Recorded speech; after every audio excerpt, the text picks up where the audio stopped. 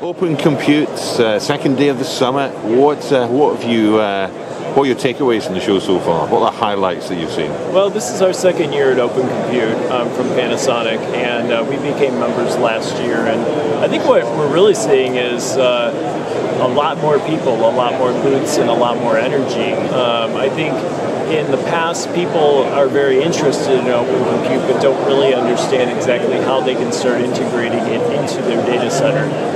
Facebook obviously is a big proponent, and they're seeing benefits, but I think a lot of people see difficulty because they already have an existing infrastructure. How do I move it to Open Compute and get all those benefits? But I think what we're seeing now is a lot more companies involved and a lot more products that are helping and enabling people to be able to do that. That's an interesting question you raised, that move between what you have and what you've got. Is there anything that makes that any easier, or is it just having a strategy for it and taking a leap? I think in some ways it's taking a leap, but I also feel that as you start seeing success, and you see it in the companies that are presenting, you see it in the booths, you see that success, and it makes it a lot easier to take that leap when you see others who are actually being able to implement it and see benefits. I thought it was very interesting. Microsoft is a one-year member similar to us, and they're already seeing, by implementing some of the OCP tactics into their products, they were saying a 5x reduction in overall cost of their new data centers. And Facebook were giving some pretty huge figures as well for cost, but that's a matter of scale as well. And so what's Panasonic doing? And as you see, you're being filmed on a Panasonic camera. Well, it's interesting because we, as you probably know, are a very large technology company involved in consumer electronics all the way to, I'd say, semi-industrial types of products. And what we've been moving toward the data center market segment over the last couple of years in a couple of ways. Mainly, I would have to say, I'd preface by saying we're in storage right now because we both have data storage and we're utilizing Panasonic's long-term commitment to the Blu-ray devices, and we've created a scalable Blu-ray archiving product for cold storage to be used in the data center. And I think as everyone knows, data centers are getting more and more full of data as it's being collected through social media, through Internet of Things, and cloud services. So you've got all these things converging, increasing the amount of data that's out there in the market to be housed. We have a product that gives you very reliable Blu-ray discs, can basically hold and reliably store data for 50 years.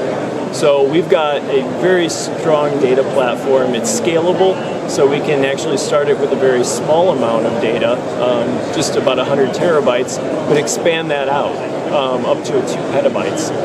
And so we've got a pretty good product on the storage side, and then that is an OCP compatible product. It fits in the OCP rack system. Additionally, we've got storage on the energy side. So we've been working on decentralized data centers, moving from the large centralized lead acid banks of batteries to more of a decentralized using lithium-ion technology. So Panasonic is very strong in the 18650 cell. This is basically the platform for all of our energy storage, and you see it in consumer products. You can see that cell also being used in electric vehicles. Now we're bringing it to the data center. Basically, you now can put 3-4 kilowatt battery modules right into the rack.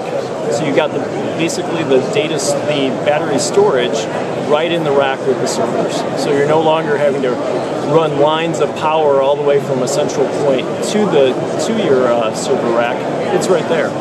And that's interesting because that means a whole raft of other savings, isn't it? Storage.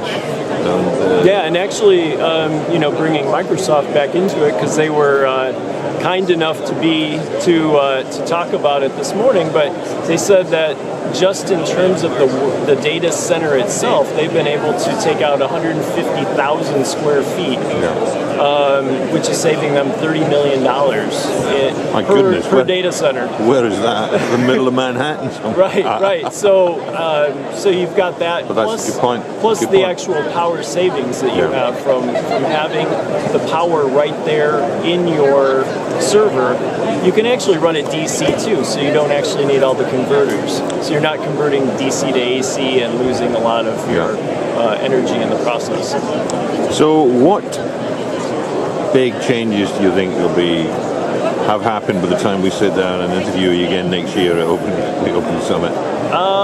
I think a lot of what will be happening for us and that we're seeing is we're just starting to implement a lot of these new technologies, and I don't think we've actually realized what we can actually gain out of them over time.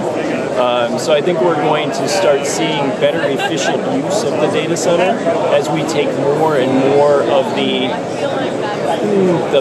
backup, the cooling, and all of those types of things, and start removing those out with new technologies. We're going to actually see data centers that are much more efficiently used over time, which I think we have to see, because as we're going to see more and more data and the servers needed to process that data increasing, we need to move some of the ancillary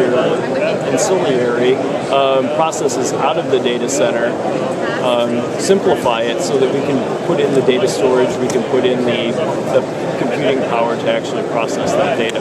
So it's a good story for the data center, isn't it? Definitely. Thanks, Bob. Thank you very much, Bob, for... no problem. It's my pleasure.